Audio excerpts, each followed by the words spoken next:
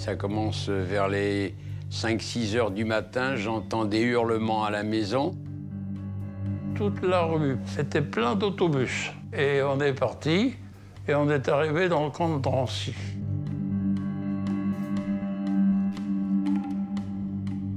I decided to go there, expecting that it didn't exist anymore.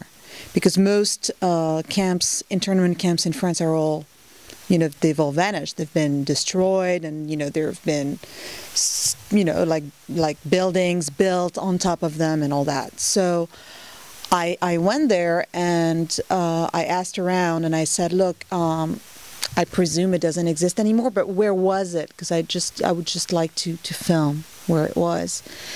And the person said to me, met someone randomly and says, this is it. Well, what do you mean this is it? It's like, this is the building right in front of you. This is the camp. And I'm like, okay, what exactly was the camp? He's like, everything. The front is intact, the stairs are intact, everything you see, all the windows, everywhere, it's intact. In fact, I learned that in 1947, so 2 years after the war, they just put fake walls on the walls, just divided the place into apartments, and just it became a social, you know, housing area for, you know, the poorest people in our society. So basically, if you take a hammer and you go in any apartments of the place, you just break the wall and there are the writings of the intern people underneath. So, that wow, I was like, I became haunted by the place. I just couldn't, I couldn't swallow this. I was like, if I don't know that the Drancy camp still exists, and I don't know that there's been people living in it as if nothing happened, who knows, maybe it was me, right? So I started asking around, all the reporters, all the journalists that I knew, asking exactly the same questions over and over and over again, like, do you know what used to be the Drancy camp? Yes, we knew. What was it? Oh, a transit camp. Okay. Do you know what it's become? No, we don't. So it's 15 minutes away from Paris. 80,000 Jews were interned in these walls. It's the biggest show of sight we have in France. And people don't know that there are people living inside. So that was the beginning of the journey. I mean, from there on, it became an obsession. I just wanted to have answers. I just wanted to know why I didn't know, why nobody knew, how it came to be, and what really happened within these walls. Because when you say transit camp, it's a transit camp is not it's nothing bad went on there, right? A transit camp is just a place where, you know, people are parked, and really the big story is what happened in Germany after, right?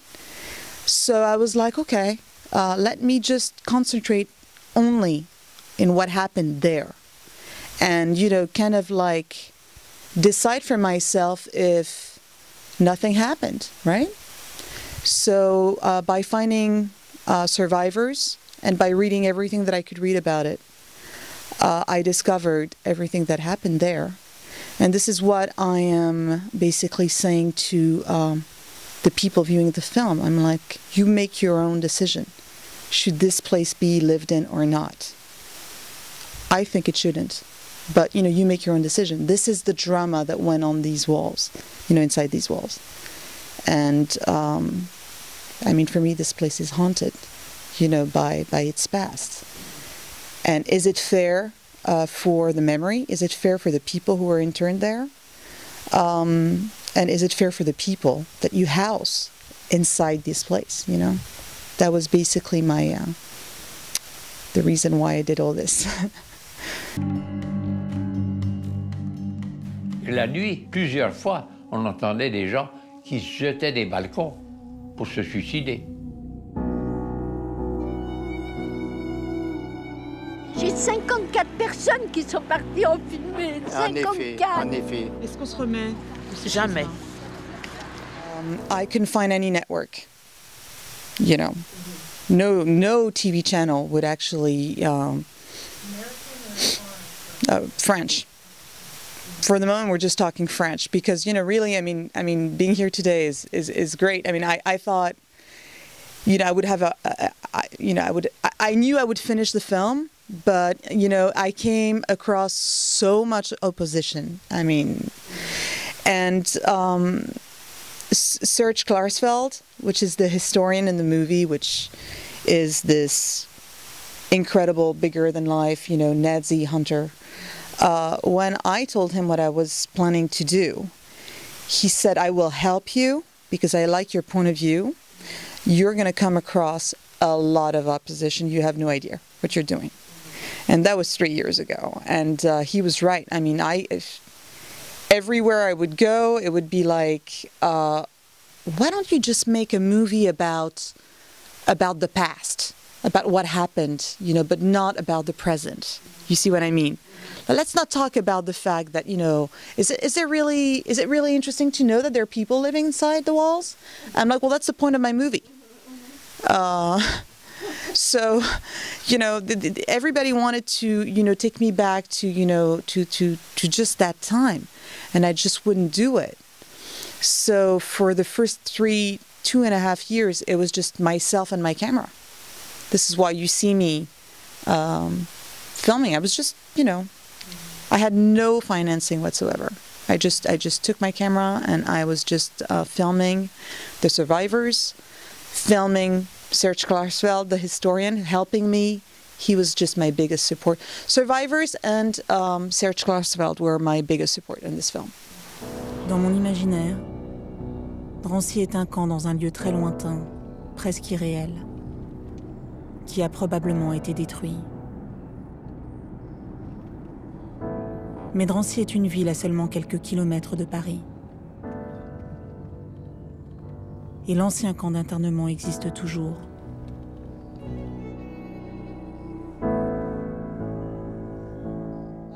10 years ago, at the beginning of my career, I started by doing a short film, you know, fiction. And I was going to do, I actually had written a script about, to do a fiction film. And the producer at that time said to me, why don't you make a documentary about it first, and, you know, basically, you know, get, you know, to know the story more, and then you'll come back and you can read, you know, you can write the script. And I never came back, basically. And it's been 10 years. It's meeting people, finding their stories. I mean, it's just, reality is always bigger than fiction. Just always. I mean, just the fact that, you know, I discovered that place. I didn't discover it, but I discovered it for myself. You know what I mean? And the people that I met. I mean, for me, I felt so privileged to meet these people and to share these moments with them. And it was just, you know, just magical in a way. I don't think that I could have had the same kind of feeling and the same kind of truth had it been, you know, a fiction film. So the story of that man is very interesting because he's a pharmacist, right? And it's not his story at all. He's a Tunisian Jew, so he arrived in France like in the 60s. I mean, this is, you know, the Shoah is not his history at all. And he would go every week to that place, right, called the Mute, you know, the city of the Mute, basically. He would go there because this is where his the Social Security building was. So he'd go there every week as a pharmacist, right? And then while going there, he would meet people saying, you know, like tourists, people looking for the camp, like, do you know where was the internment camp? Because you have to realize until the late 70s, there was nothing, not even a sign, saying that 80,000 people were interned there and that 63,000 of them were deported from there.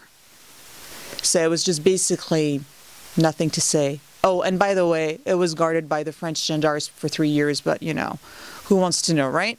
So there was this, you know, kind of omerta, in a way, like, let's not talk about it. And so when he discovered it, he was kind of like me, like, he never left.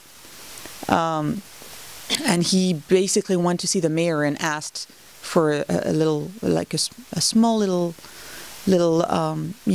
place within it, to create a museum.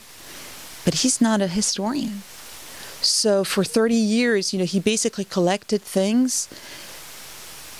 I mean, it was just crazy. Like one day he said to me, he's like, oh, I had a gendarme call me once. He said to me, I have all this paperwork from, the Drancy camp. And I'm like, did you take his number?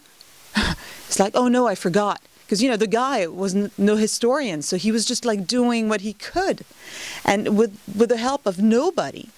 So this guy is just, he's a hero. I mean, he kept, when we go into the cellar, which used to be the prison, where you have all the writings on the walls, I mean, he kept that place. I mean, he basically put the locks on the doors because the tenants wanted it. And, their plan was to repaint it all, so, nobody would bother them. And that's what they did for some of the parkings areas, where there were some writings, and they basically, some tenants went there and they just painted the parking spaces so that, nobody could just basically say, actually, your parking could be a museum.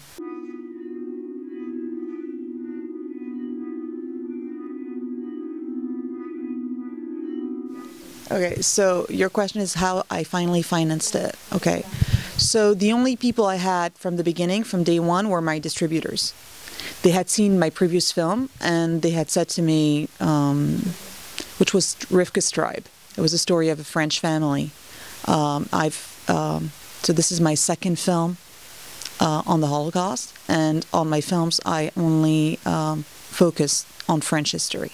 I never leave France, because I feel that, we know everything from what happened in Germany, but we don't know anything of what happened in France. So my quest was just focusing on that. So they saw that and they said, what a pity we didn't meet before, because I would have, we would have loved to distribute that film. So when I had the idea about Drancy, I came to see them. They were there from the beginning. Then after, I did all the filming myself with no financing, right? And then finally, I went to meet a man who used to be a politician, who was a member of the region, the Ile-de-France region, which is basically the Paris area. And I basically just gave him, the script. And he said, well, I know that place. I've been there a couple of times, and this is crazy and all that. And so I got a huge financing from them, which was surprising because it's not the most flattering thing to say about the region, right? I mean, really. And the way politicians kind of dealt with this entire thing. So to basically get backup from like a politician was very, important for me. So that I got that. So that was the start. And then after, I got help by the Shoah Foundation, which had helped me before. And actually, it was the first time, I think it doesn't happen very often, that you ask for an amount of money, and they, after seeing the film, gave me 3 times that amount of money. So I think that can be, yeah. So this is how I made the film. Chaque pierre a une histoire ici.